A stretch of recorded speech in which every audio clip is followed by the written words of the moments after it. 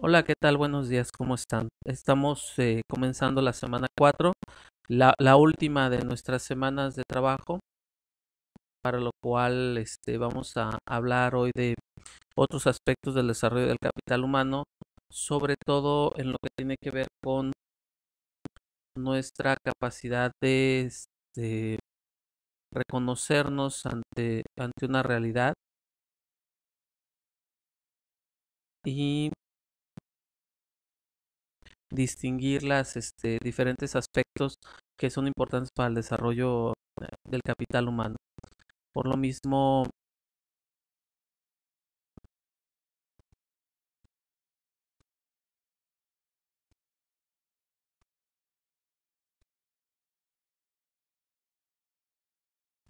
entonces comenzamos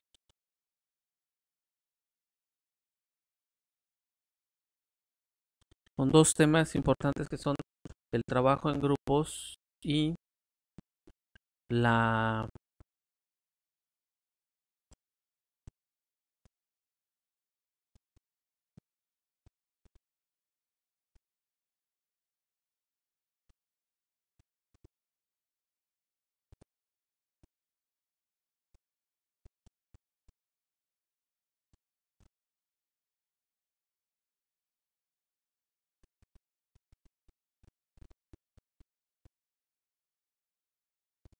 Listo, entonces comenzamos.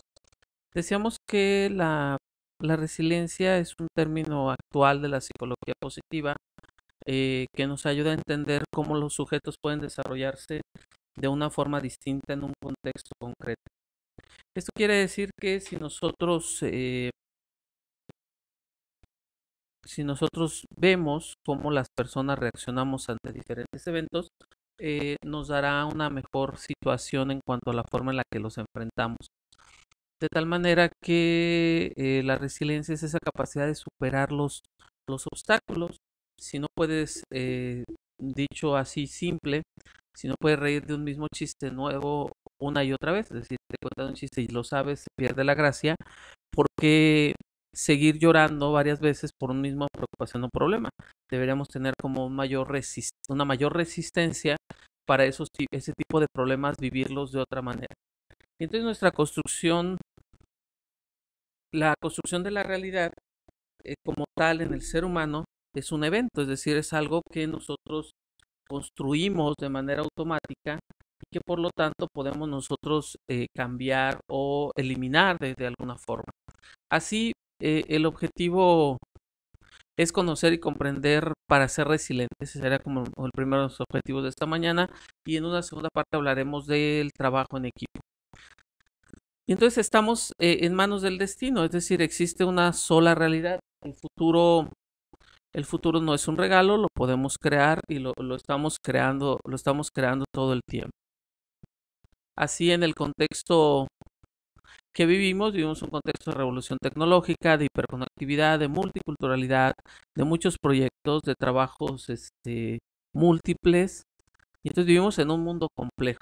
Ante esa realidad, nosotros tenemos que caer en la cuenta que muchas de las cosas que nosotros asumimos van a cambiar o pueden cambiar. Algo bien claro es lo que estamos viviendo ahorita con la pandemia, que muchas de las formas de convivir y relacionarnos han prácticamente cambiado y se han relacionado, ¿no? Para nosotros, eh, eventos que para nosotros eran como naturales al ser humano, ahora son eventos que nos cuesta trabajo asumir que son así, como la educación, como estar ahorita hablando a través de una pantalla, cuando la clase presencial era algo que pensamos que nunca podía dejar de pasar, ¿no? Entonces esta circunstancia que estamos viviendo ahora se había visto solo en las películas, ¿no? Y entonces tenemos que darnos cuenta que vivimos dando respuestas a muchas exigencias, es decir, la vida nos va pidiendo exigencias todo el tiempo y estamos respondiendo a las mismas. Así vivimos en modo beta, es decir, en modo de prueba.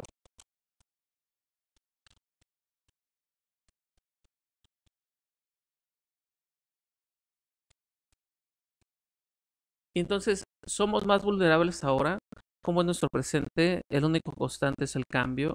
O sea, no sabemos lo que va a pasar, así que lo único constante que tenemos, lo único seguro, es el cambio. Entonces, tenemos que acostumbrarnos los seres humanos a vivir en medio de la incertidumbre. ¿Qué hace ante una situación de crisis? ¿Qué hace que una situación de crisis algunas personas la superen y salgan reforzadas y otras desfallezcan? Eso es lo que se llama resiliencia. Y entonces la persona resiliente abandona el sueño de predecir el destino, es decir, el destino no es algo que esté formado, el destino es algo incierto. Entonces el destino es algo que nosotros podemos crear. Por lo tanto, aceptar que no podemos predecir, pero sí podemos crear, es un punto de partida. Dejar de pensar en causa-efecto, pensar en bien y mal, nos han educado en el dualismo, analizar las realidades desde los extremos, o es bueno o es malo, o está bien o está mal, o es causa o es efecto, cuando vivimos un mundo multicausal, donde lo bueno puede tener su lado malo y lo perfecto puede tener sus defectos, ¿no? Entonces, tenemos que aceptar en el mundo actual que no hay una respuesta correcta y que no hay una verdad mejor. Es decir, no, lo que yo sé es lo que yo tengo provisionalmente. Y no hay una forma correcta de vivir, no hay una manera correcta de hacer las cosas. En psicología la resiliencia se le considera como ser rebotado, reanimarse, avanzar hacia una situación traumática. ¿Qué es la resiliencia? Pues no es un concepto nuevo, dos son los conceptos precursores. También apañarse, poder con un problema, enfrentarse a una dificultad, ser invulnerable, estar protegido para ciertas cosas. Y todas ellas nos llevan a un esfuerzo individual. Sin embargo, cuando hablamos de resiliencia, también tenemos que pensar que la resiliencia no es la resistencia absoluta al daño, es decir, no es que seamos de acero. Tampoco es una actitud para evitar la situación conflictiva. Una cualidad inalterable de la persona es la capacidad de la persona para hacer frente a la adversidad, superarla y ser transformado positivamente por ella. Entonces, si llegamos a una primera definición de resiliencia, estamos hablando de la capacidad de la persona para hacer frente a la adversidad y superarla y ser transformado positivamente por ella. Así, las personas resilientes tienen mayor actividad cerebral y eso los lleva a un mayor desempeño, que es donde pueden tener una mayor capacidad. La persona no resiliente se pregunta por qué yo, por qué a mí, y tiene respuestas emocionales subjetivas. Una conciencia que debemos ir generando es que no es lo que sucede, pero sí nuestra reacción emocional. Así, algún ejemplo de cómo reaccionamos en general las personas ante un acontecimiento estresor, hay tres tipos de reacción que afectan a la persona. Cuando lo rechazo, tengo un pensamiento negativo, creo que eso no es bueno, respondo con rabia, frustración y bloqueo.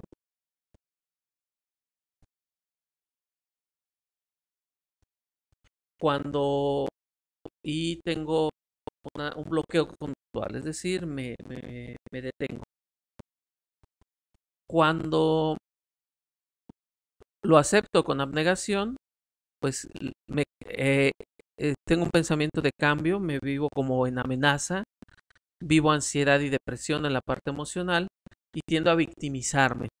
En cambio, cuando lo enfrento y tengo un afrontamiento positivo, voy a llegar en mi emoción a tener una aceptación y me voy a adaptar. Entonces, el adaptarnos desde una aceptación sería otro ejemplo de pensar en la resiliencia. Entonces, si nosotros pensamos que la resiliencia defiende un cambio de paradigma porque nos invita a que, a que no hay cuestiones absolutas, que tras la verdad somos capaces de recuperar el bienestar y perseguir con una vida adulta y también crecer en la crisis.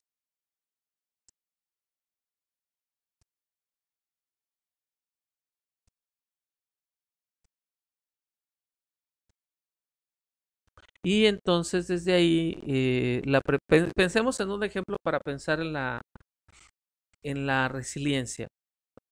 Pensemos en un sartén de agua hirviendo y pensemos en zanahorias,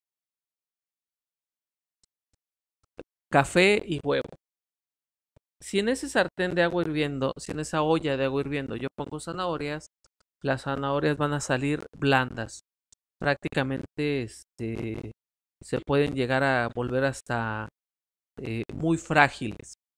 Si pongo huevo en ese mismo sartén, en esa misma olla hirviendo, de agua hirviendo, el huevo se va a endurecer y por dentro se va a volver blando. En cambio, si pongo en esa olla de agua hirviendo café, el café se va a transformar y va a transformar al agua y la va a convertir en café. Y y todo lo que no sirve del café se va a ir al fondo. De manera que si yo cuelo ese café, voy a tener la oportunidad de conocer el café, cómo transformó el agua. Esa es la resiliencia. La resiliencia es cuál es nuestra capacidad para entrar hasta una situación desagradable y transformarla. Y transformar la situación y transformarnos a nosotros. En cambio, si respondemos de forma no resiliente, podemos salir de ahí, como por ejemplo la zanahoria, ¿no? De manera tal que podemos salir de una situación de adversidad completamente blandos, quebradizos, frágiles. Nos puede tronar la actividad. O como el huevo, mucho más duros, pero en realidad muy fácil de quebrarnos, ¿no? Y como secos por dentro, ¿no? Que es lo que hace el agua hirviendo. La gran noticia, pues, es que con la resiliencia no se nace, se desarrolla. La resiliencia estimula la pasión y la idea es que siempre puede ser de otra manera. Está herido pero no convencido y está aceptado que somos vulnerables dando por valor a la imperfección, es decir, como la imperfección es una forma de ser y una forma de vivir. Y entonces cambiar es forzar al cerebro a disparar nuevas secuencias. El cerebro cambia porque es un reflejo del entorno. Percibe, se adapta y responde a los estímulos internos y externos. La estructura neurológica del cerebro se configura según las experiencias vitales. Los circuitos cerebrales están configurados y se reproducen las mismas respuestas, que es lo que se llama el networking. Y entonces de ahí surge el asunto de la neuroplasticidad. Ser resiliente entonces no es ir por la vida siendo de acero, sino es el resultado de una combinación de lo genético, lo aprendido y el contexto social. No es determinista, reconoce el valor de la imperfección y es un proceso no una respuesta inmediata a la adversidad. Es decir, no es algo que resuelva, sino es algo que está eh, involucrado dentro de la realidad. Entonces la teoría del trauma está centrada en la teoría de los traumas personales de los seres humanos, está basada en la teoría del doble golpe. ¿Qué quiere decir la teoría del doble golpe? Una cosa es que vivimos cosas y esas cosas luego las interpretamos y al interpretarlas tenemos el doble golpe. El golpe de la experiencia desagradable más el sufrimiento mental de lo que nosotros pensamos de esa situación. Entonces esa es la teoría del doble golpe. O sea, no podemos evitar que vivamos cosas dolorosas, pero sí podemos, sí podemos evitar que esas situaciones nos generen un sufrimiento eh, después con los pensamientos que podemos crear alrededor.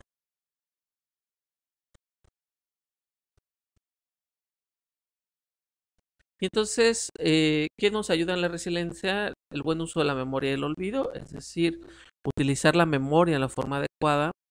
Hablar del pasado siempre va a servir para que no se repita, para avanzar es necesario, pero tenemos que tener una buena memoria para recordar el pasado y no reproducirlo, es decir, una memoria sin prejuicios, una memoria sin juicios, una memoria para no reproducirlo.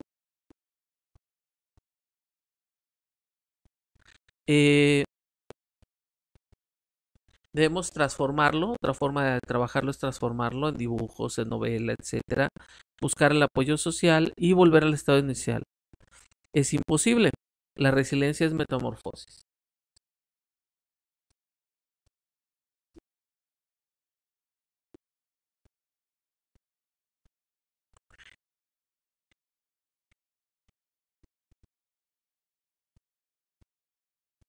Entonces, tenemos que combinar nuestro mundo exterior al mundo interior. El mundo interior implica ser, pensar, mientras que el mundo exterior es hacer y tener. Y tenemos que equilibrar qué es más importante, ser, tener y hacer. Regularmente eso es lo que se ve, eso es lo que las demás personas ven de nosotros. Y descuidamos a veces el mundo interior, que es el ser y el pensar. Este ser y pensar pues está relacionado con otro tipo de reacción.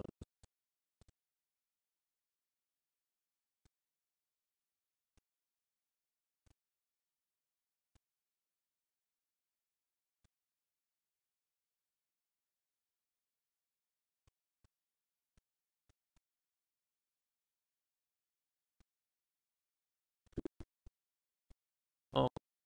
Y entonces, el primer paso para trabajar la situación de la resiliencia es que identifiquemos un hecho o situación adversa, de dónde viene, la tenemos potencialmente todos. Segundo paso, la identificación de con qué cuento. Y eh, segundo paso, la identificación de con qué cuento. Entonces, ya que me doy cuenta con qué cuento, puedo autoevaluarme. La resiliencia tiene que ver con esta autoevaluación que podemos tener. Y esta autoevaluación está desde un estar, poder, tener y ser. Entonces, hagamos esta reflexión de nosotros, de nuestra resiliencia. De, ¿Estoy? ¿Estoy dispuesto a hacer? Es decir, ¿estoy dispuesto a responsabilizarme? ¿Tengo la voluntad, la actitud de entrarle a un asunto? ¿Puedo? Es decir, ¿puedo entrarle a ese asunto? ¿Tengo las habilidades para eso? Tengo, es decir, tengo una red de apoyo, personas que me apoyan, personas en quien confío y que me va a hacer más sencillo hacer las cosas.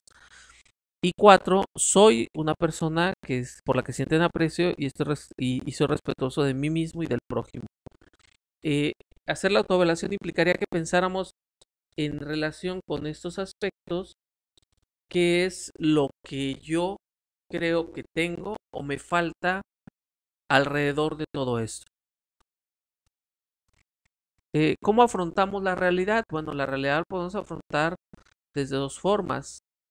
Desde la incertidumbre, es decir, el serendipity, descubrimientos causales o imprevistos, convertir en buena suerte un hecho inesperado y ver qué hay de bueno en esto, estar atentos para activar remedios insospechados contra las adversidades. El Pigmalión, pues es este, buscar el rey de Chipre, por ejemplo, que es un señor bueno, sabio, buen escultor, buscó a la mujer más bella y como no la encontró, la creó. Entonces, uno es el serendipity, vivir las cosas como vayan saliendo y guiarme por mi instinto y mi inspiración. Y la otra forma de enfrentar la realidad es buscarla y si no la encuentro, crearla. Entonces, la persona resiliente es capaz de crear su propio futuro. Y entonces es importante inspirarnos desde la palabra. El tiempo es oro, los jóvenes son el futuro, esta es en la flor de la vida. La resiliencia es una metáfora de las posibilidades. Es decir, resiliencia es vernos desde el lugar en el que estamos como una posibilidad que nos sirve para vernos en el mundo y para guiar nuestras acciones. Por lo tanto, la metáfora construye un futuro posible, dando esperanza al sufrimiento, el dolor o el fracaso, y así poder inspirar cada una de las palabras. Razones por las que nos centramos en las fortalezas. Bueno, estamos adaptados por evolución a estar vigilantes a los problemas. Las normas sociales nos dictan que seamos modestos, no estamos siempre al pendiente de nuestras fortalezas y pensamos frecuentemente que nuestras debilidades, en lugar de nuestras fortalezas, están grandes áreas del crecimiento. ¿Cómo podemos descubrir nuestras fortalezas? Bueno, necesitas descubrir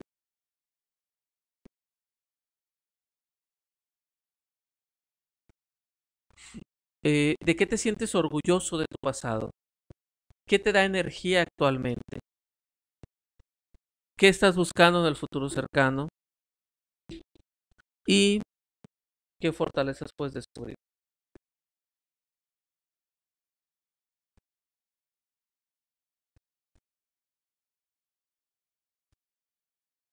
Entonces, nuestra actitud resiliente se puede desarrollar de acuerdo a crear, desarrollar, alimentar las siguientes,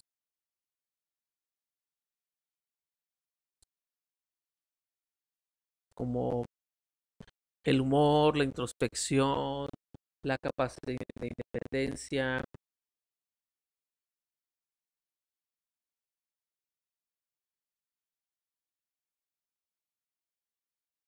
la capacidad de interacción, la iniciativa, la creatividad, la ideología personal.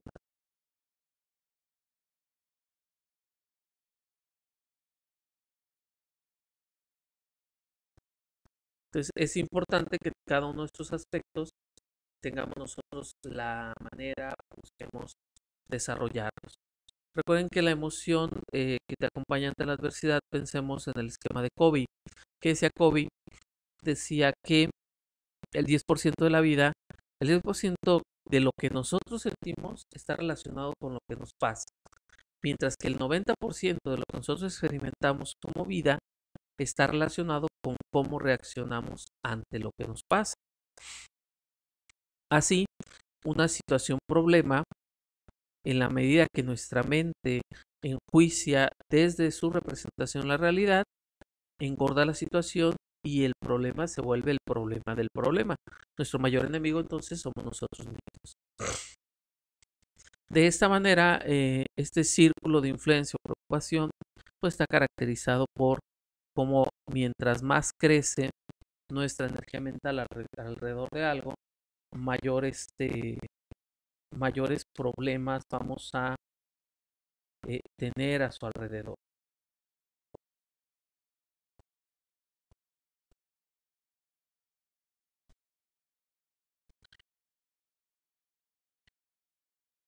Y entonces nosotros tendríamos que preguntarnos si estamos tomando las riendas de nuestra realidad, si estamos haciendo todo lo que podemos o si estamos siendo víctimas o responsables. Muchas de nuestras reacciones en algún momento son más de víctimas que de responsables ante una situación. ¿Cómo, cómo entendernos? ¿Cómo entendernos desde ahí?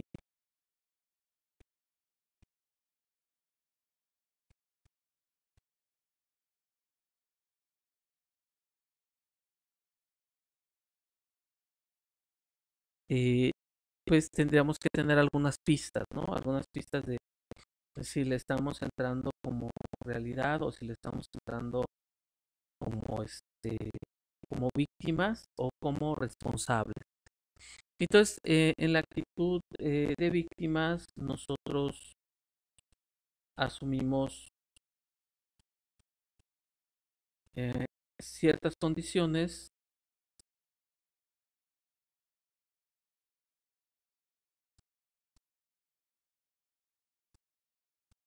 Nosotros adquirimos ciertas condiciones y desde esas condiciones movemos esta realidad.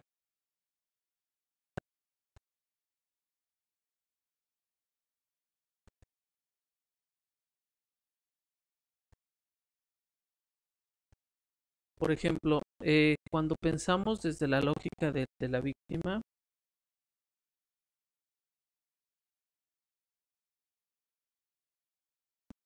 Hablamos de excluirse de la situación, hablamos de considerarse incompetente, de ser incapaz de cambiar, de declararse víctima, de creer que no se puede hacer nada ante la situación y de cerrar las puertas a las posibilidades. En cambio, cuando hablamos de ser responsable, se trata de incluirnos en la situación y al incluirnos en la situación, entonces asumimos otra postura porque nos consideramos competentes, nos declaramos protagonistas del hecho, tenemos responsabilidades y nos sentimos capaces de aprovechar la experiencia de alguna manera y entonces abrir la puerta a las posibilidades. Entonces hay que examinar qué tanto a veces reaccionamos como víctimas y a veces reaccionamos como responsables.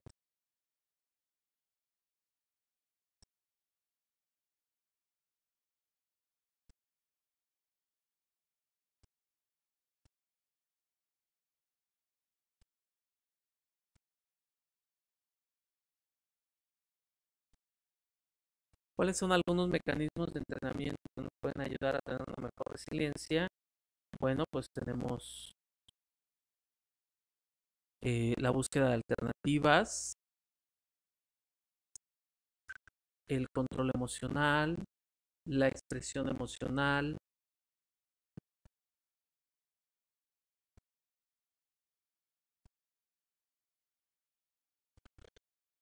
la reevaluación positiva, el sentido del humor, los ritos, la búsqueda de apoyo social y la espera del factor paso del tiempo, que también es importante.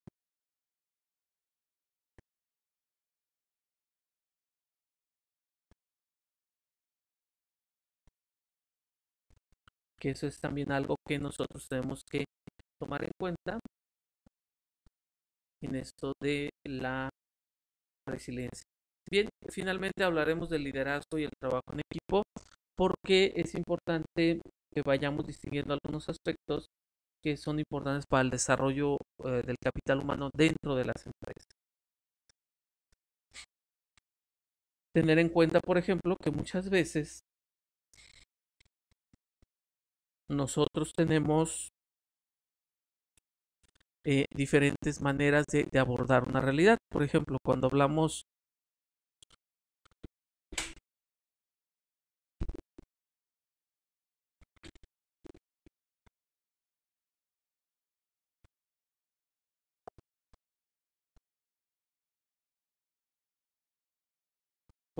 en la idea de grupos de trabajo, estamos hablando de dos o más individuos que forman de forma independiente para alcanzar un objetivo grupal.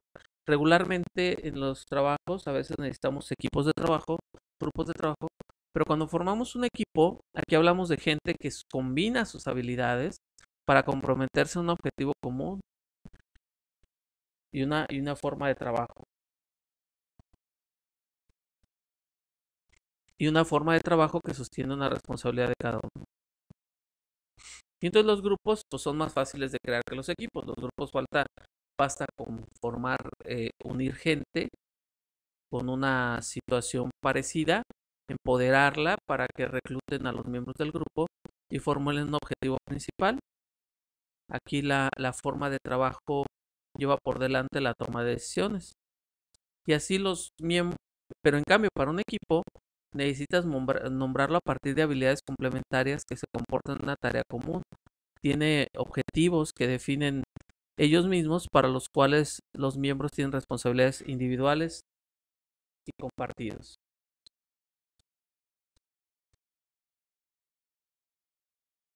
Hay un solo líder, hay un solo líder. Las características principales de un grupo es que tenemos que distinguir que en los grupos hay un solo líder, el líder decide, discute y delega. La finalidad del grupo es la misma misión que la organización, tiene que ser así. La responsabilidad individual es importante. El producto de trabajo es individual. Se mide la efectividad indirectamente.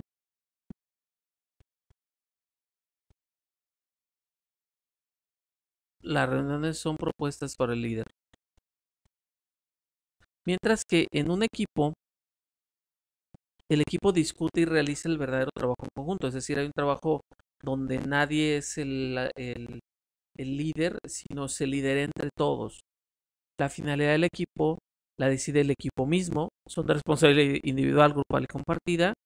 El producto de trabajo es grupal, es decir, los resultados, los premios, etcétera, van a ser, por las consecuencias, las van a asumir entre todos. La medición de la actuación o del performance es directa por la evaluación del producto de trabajo. Entonces el equipo discute y realiza reuniones para resolver problemas.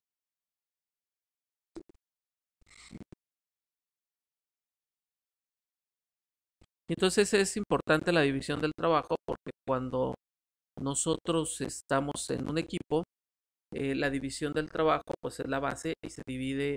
El actual, cuando hablamos de trabajo en equipos, esta curva de aprendizaje se puede mejorar porque el equipo puede ayudar a generar más rápido esta situación. Entonces las curvas de aprendizaje es el tiempo que me tardo en que esto se aprenda. Los equipos pues se van a consolidar a partir de alentar a los miembros a examinar el trabajo en común, a identificar deficiencias y eso va a permitir cohesionar los equipos. Es importante tomar en cuenta el manejo de conflictos, buscar los resultados, tener una exigencia mutua, una claridad de metas comunes y entonces ir acumulando lo que se llama el capital de confianza. Ese, ese capital de confianza siempre va a ser eso va a ser siempre lo importante porque es lo que el equipo tiene que tener un capital de confianza suficiente para poder trabajar. Cuando no hay capital de confianza, se generan rumores, chismes, etcétera.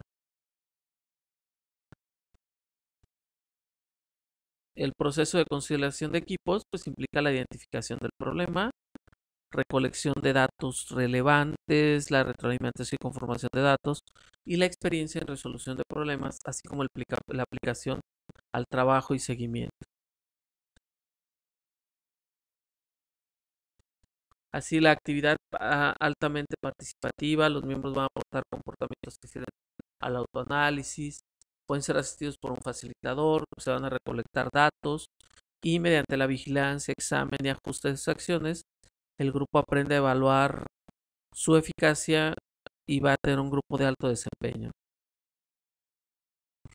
Así las habilidades para la consolidación de equipos, el fortalecimiento de confianza, vamos a tener entre las habilidades de consulta, hacer diagnósticos, diseño de cambios, saber negociar, la consultoría de procesos.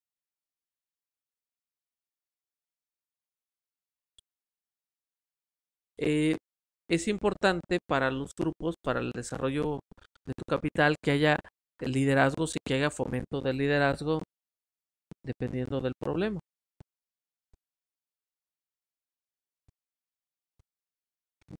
Entonces, eh, en el liderazgo es una función que ocupa una persona y que tiende a influir tanto en la forma de ser como en la forma de actuar en las empresas, ya sea por un grupo de trabajo llevado por el logro de objetivos, metas, desarrollarse de gran eficiencia, etcétera. Tenemos tres tipos de líderes tradicionalmente. El líder democrático, el líder autoritario y el líder liberal. El líder democrático pues escucha opiniones y toma decisiones junto con todos. El líder autoritario es el que por sí toma las decisiones y no escucha a los demás. Y el líder liberal es pasivo y deja que las personas construyan su trabajo. El ser un buen líder implicaría que tengamos que tener en cuenta conocimiento de cuándo necesitas ser autoritario, cuándo necesitas ser liberal y cuándo necesitas ser democrático, ¿no? ¿Qué escala de decisiones? Tienes que dividir el número de decisiones que vas a tomar y las escalas de decisiones para para lograr eso, ¿no?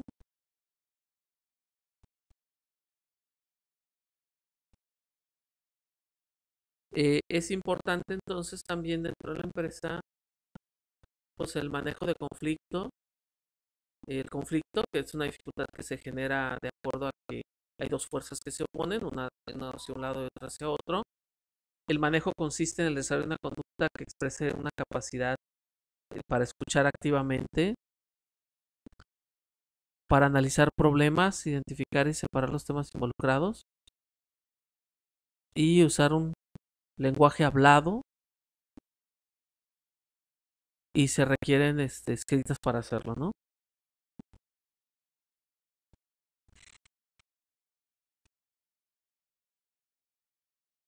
Entonces el líder frente al conflicto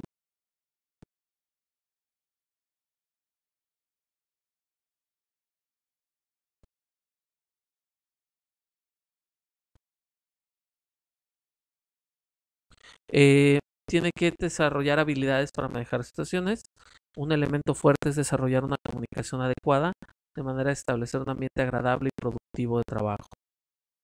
También es importante nosotros saber eh, qué es lo que queremos hacer en una negociación de trabajo porque son diferentes los aspectos que se mueven, ¿no? Cuando importa el resultado y nos importa la relación, estamos hablando de unas decisiones colaborativas donde se trata de ganar, ganar.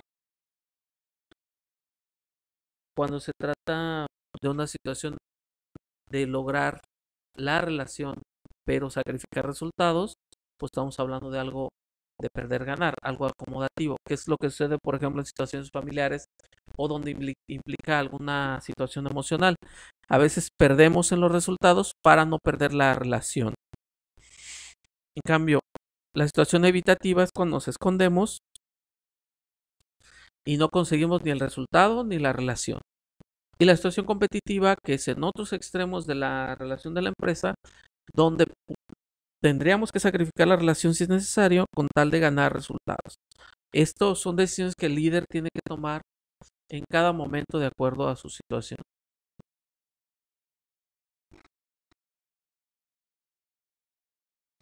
Bueno, ese es nuestro tema de hoy, muchachos. Hasta aquí podríamos decir que concluye esta parte. Al rato nos vemos a las 9:30 para nuestro cierre de materia y ver los detalles finales.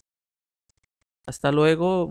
Muchas gracias por todo y que gracias por la atención a esta y nos vemos en un ratito.